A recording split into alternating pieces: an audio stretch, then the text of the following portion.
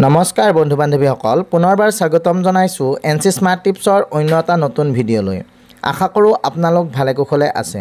বন্ধু বান্ধৱীসকল আমি হয়তো সকলোৱে জানো যে ধনতেৰাছৰ দিনা বস্তু কিনাটো অতিকে শুভ বুলি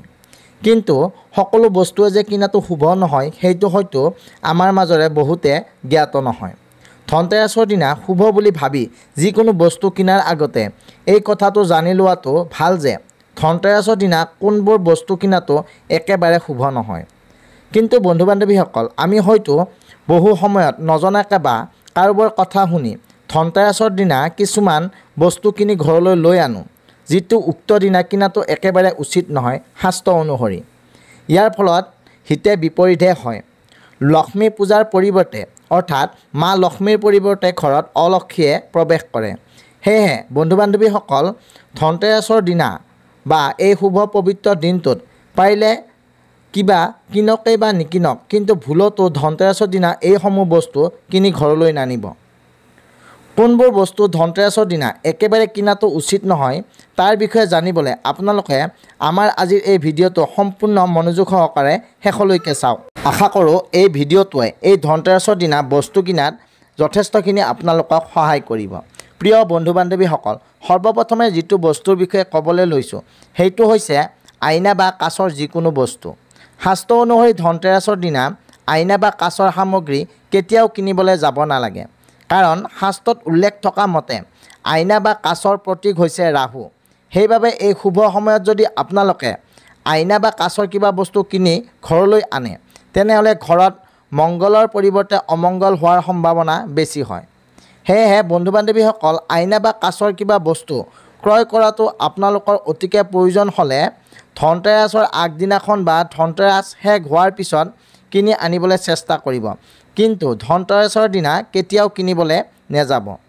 দ্বিতীয়তে ধনতেৰাছৰ দিনা কেতিয়াও তেল কিনিবলৈ একেবাৰে নাযাব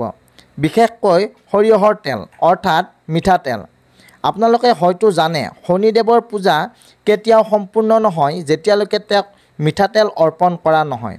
সেইবাবে এই মিঠাতেল বা অন্য তেল কেতিয়াও ধনতেৰাছৰ দিনা কিনিব নালাগে শাস্ত্ৰত উল্লেখ থকা অনুসৰি কাৰণ এইটো অতিকে অশুভ ধনতেৰাছৰ দিনা তৃতীয়তে বন্ধু বান্ধৱীসকল যিটো বস্তুৰ বিষয়ে ক'বলৈ লৈছোঁ সেই বস্তুটো কিন্তু ধনতেৰাছৰ দিনা একেবাৰে কিনিব নাযাব আৰু সেয়া হৈছে বিভিন্ন ধৰণৰ চোকা অস্ত্ৰ যেনে চাকু কটাৰী কেঁচি নতুবা কোৰ কুঠাৰ আদিবোৰ যিবোৰৰ দ্বাৰা কোনো বস্তু কটা হয় তেনেকুৱা ধৰণৰ কোনো সামগ্ৰী এই ধনতেৰাছৰ দিনা কিনাটো একেবাৰে উচিত নহয় ইয়াক অতিকে অশুভ বুলি বিবেচনা কৰা হয় আপোনালোকক আকৌ কৈছোঁ যদি প্ৰয়োজন হয় তেনেহ'লে ধনতেৰাছৰ আগদিনাখনে কিনি থ'বলৈ চেষ্টা কৰক চতুৰ্থতে বন্ধু বান্ধৱীসকল ধনতেৰাছৰ দিনা অৰ্থাৎ আগন্তুক শনিবাৰৰ অৰ্থাৎ 18 অক্টোবৰৰ দিনা কেতিয়াও ক'লা ৰঙৰ যিকোনো বস্তু ক্ৰয় কৰি ঘৰলৈ নানিব সেয়া হ'ব পাৰে ক'লা ৰঙৰ বেগ বা কাপোৰ কানি নতুবা ক'লা ৰঙৰ বাচন বৰ্তন অথবা ক'লা ৰঙৰ কাগজ বা পত্ৰ কাৰণ ক'লা ৰংটোক বহু সময়ত শাস্ত্ৰত অশুভৰ প্ৰতীক হিচাপে বিবেচনা কৰা হয় ধনতেৰাছ যিহেতু এটা উজ্জ্বল আৰু পবিত্ৰ দিন সেইবাবে এই দিনটোত ক'লা ৰঙৰ যিকোনো বস্তু ক্ৰয় কৰাটো একেবাৰে বাঞ্ছনীয় পঞ্চমতে লোহাৰ বাচন বৰ্তন হয় ধনতেৰাছৰ দিনা যিহেতু মা লক্ষ্মী আৰু কুবেৰ দেৱতাক পূজা অৰ্চনা কৰা হয় সেয়েহে উক্ত দিনা লোহাৰ কোনো সামগ্ৰী বা বাচন বৰ্তন কিনিব নাযাব আপোনালোকে হয়তো জানে মা লক্ষ্মীৰ পূজাত কোনো ধৰণৰে লোহাৰ বাচন বৰ্তন ব্যৱহাৰ কৰা নহয় কাৰণ মা লক্ষ্মীয়ে লোহাৰে নিৰ্মিত বাচন বৰ্তন ইমানো পচন্দ নকৰে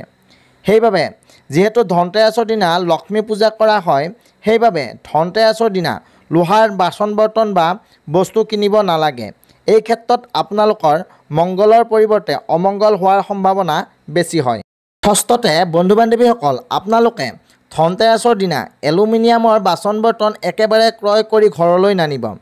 কাৰণ এই এলুমিনিয়ামৰ বাচন বৰ্তনতো লোহাৰ মিশ্ৰিত হৈ থাকে সেইবাবে ধনতেৰাছৰ দিনা লোহাৰ বাচন বৰ্তন কিনিব নালাগে সপ্তমতে আপোনালোকে ধনতেৰাছৰ দিনা যিসমূহ বাচন বৰ্তন কিনিব সেয়া লাগিলে যি ধাতুৰে নহওক কিয় কিন্তু এটা কথা মনত ৰাখিব যে উক্ত বাচন বৰ্তনখিনি কেতিয়াও দোকানৰ পৰা ক্ৰয় কৰি ঘৰলৈ খালীকৈ নানিব তাত অকণমান হ'লেও পানী বা ফুল যিকোনো প্ৰকাৰৰ ভৰাই আনিব সকলোতকৈ ভাল হয় আপুনি যদি সামান্য গংগাজল উক্ত পাত্ৰটোত ভৰাই ঘৰলৈ আনিব পাৰে। অষ্টমতে, যিটো বস্তুৰ বিষয়ে ক'বলৈ গৈছোঁ সেইটো আপোনালোকে কেতিয়াও নকৰিব। সেয়া হৈছে ধনতেৰাছৰ দিনা কাকোকে একো বস্তু উপহাৰ হিচাপে নিদিব। উক্ত দিনা আপুনি নিজৰ বাবে সামগ্ৰী কিনি আনিব পাৰে, কিন্তু কেতিয়াও অজানিতে উক্ত দিনা কাকোকে উপহাৰ নিদিব। মান্যতা আছে যে ধনতেৰাছৰ দিনা উপহাৰ দিলে আপোনাৰ ঘৰৰ লক্ষ্মী অন্য লোকৰ ঘৰলৈ যায় বুলি। সেয়েহে ধনতেৰাছৰ পিছৰ দিনা বা আগদিনাখন আপোনালোকে উপহাৰ দিব পাৰে, কিন্তু কেতিয়াও ধনতেৰাছৰ দিনা নিদিব। নৱমতে, এই ধনতেৰাছৰ দিনা আপোনালোকে সাৱধান হ'ব যে ঘৰৰ বাবে শুভ সামগ্ৰী ক্ৰয় কৰিব যাওঁতে কেতিয়াও যাতে নকল সামগ্ৰী ক্ৰয় কৰি নানে। এইটো আপোনাৰ আৰ্থিক দিশৰ যিদৰে ক্ষতিকাৰক, ঠিক তেনেদৰে আপোনাৰ সংসাৰতো বেমেজালিৰ সৃষ্টি কৰিব পাৰে, অৰ্থাৎ অমংগল মাতি আনিব পাৰে নকল বস্তুৱে। দশমতে, বন্ধু বান্ধৱীসকল, ধনতেৰাছৰ দিনা যদি আপুনি গাড়ী কিনিব বিচাৰে বা নতুন ঘৰ কিনিব বিচাৰে বা মাটি বাৰী কিনিব বিচাৰে, তেনেহ'লে ধনতেৰাছৰ দিনা আপুনি গাড়ীৰ চাবি ল'ব পাৰে বা ঘৰত প্ৰৱেশ কৰিব পাৰে। কিন্তু ধনতেৰাছৰ দিনা কেতিয়াও পে'মেণ্ট নকৰিব, অৰ্থাৎ টকা পইচাৰ লেনদেন নকৰিব। পাৰিলে আগৰ দিনাখনেই টকা পইচাৰ লেনদেন কৰি থ'বলৈ চেষ্টা কৰক, কিন্তু ভুলতো ধনতেৰাছৰ দিনা এই ভুলটো নকৰিব। ইয়াৰ লগতে বন্ধু বান্ধৱীসকল, আমাৰ বহুতে ধনতেৰাছৰ দিনা মাটিৰে নিৰ্মিত বা চীনামাটিৰে নিৰ্মিত মূৰ্তি বা সামগ্ৰীসমূহ ঘৰলৈ আনে, কিন্তু এইটো ধনতেৰাছৰ দিনা কিনাটো কেতিয়াও উচিত নহয়। ইয়াৰ লগতে ধনতেৰাছৰ দিনা কেতিয়াও প্লাষ্টিকৰ বস্তু কিনাটো উচিত নহয়। ঘৰলৈ প্লাষ্টিকৰ বস্তু অনাটো বাস্তুশাস্ত্ৰ মতে অতিকে অশুভ হিচাপে মনা হয়।